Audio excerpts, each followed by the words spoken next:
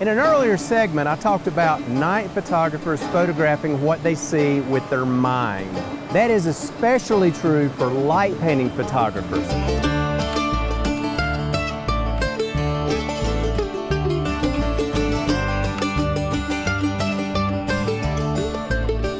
In a lot of ways, a light painting photographer uses the same techniques that a regular painter would, a painter who uses pigments and brushes, with one important distinction. A painter starts with a blank white canvas. A light painting photographer starts with a blank black canvas. And we add lights to that. A painter adds pigments on the white canvas. We add light to the black canvas. So let's say we have a scene like this, a nice little waterfall that works great as a night photography subject.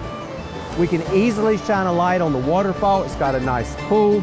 We've got good sky above. You can't see all of the sky in the video, but there's a nice sky above to include in it. So what we want to do is we want to put some lights on it because, hey, you come out here at dark and you just point your camera at, you're not seeing anything. You're not even seeing anything with your eyes. You might see a little bit of the sky, and with post-processing, you could bring that sky out a little better, but the rest of the scene is going to be black, your black canvas. So you're thinking like a night photographer, so you're planning ahead and deciding what you're going to do. What I'd like to do here, the first thing I want to do is I want to throw some light on the waterfall. And the way I'm going to do that is with a regular flashlight. I use LED flashlights. Get a good quality one. Make sure it's got a nice focusing lens on it. You can check my blog. I've got buying guides for choosing flashlights to use, but pretty much any flashlight will work. So just get one and try it. Now, you can just shine the light on it as it is if you want white light, but why settle for that? You can make it any color you want. Your photos, make them look the way you want to. So I like to throw with waterfalls anyway, is I like to use kind of a bluish light. It just seems to look better. The way I get that color, gel filters. You can get these from a number of suppliers. Roscoe is the main one that makes them. They're just little colored strips of plastic. You're just doing it a few times, just wrap it around the lens on the flashlight, shine it on the waterfall, you got instant blue light. Now, if you really want to get into it, you're going to need a better way to hold it. I actually designed this guy, it's called a gel grip.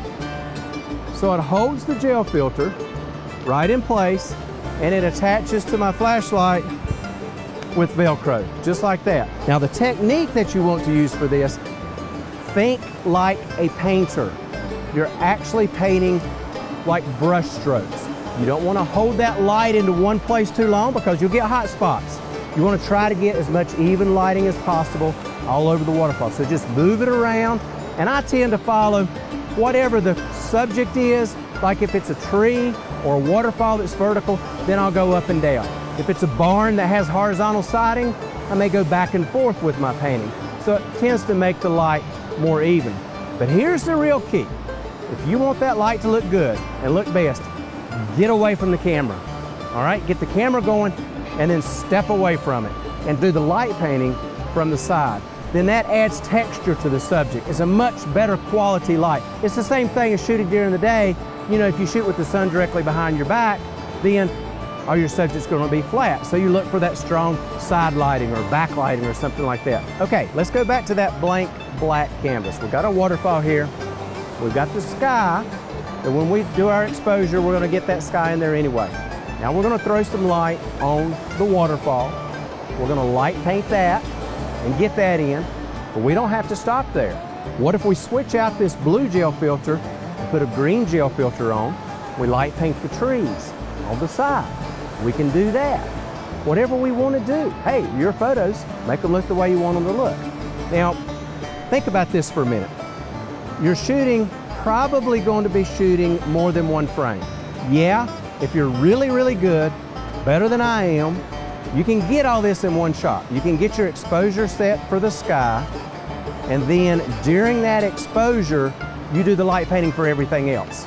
But you're going to have to be really good, and you're going to have to make sure that that painting is precise on everything.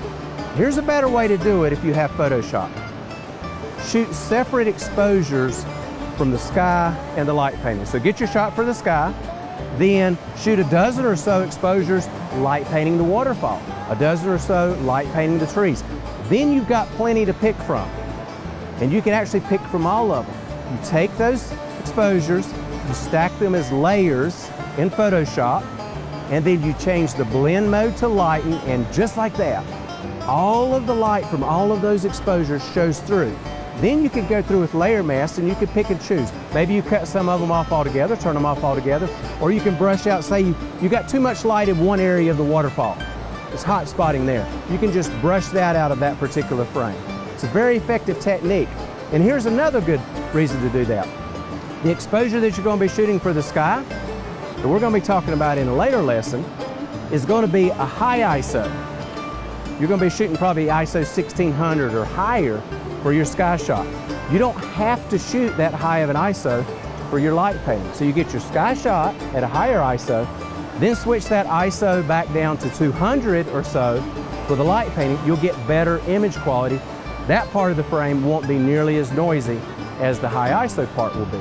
But I don't want to give you the wrong idea now. You don't have to shoot multiple exposures to do this. You can do it in one shot. And particularly if you're not including the sky and you're only including just the waterfall, then yeah, go ahead. You're talking about a single exposure. You can make that work and make that work well. Just when you've got a lot of different elements, the waterfall, the trees, the sky, it's better to shoot it as separate exposures and then combine those as layers in Photoshop. The key to that again is that lighten blend mode. Change the blend mode to lighten and you're good to go.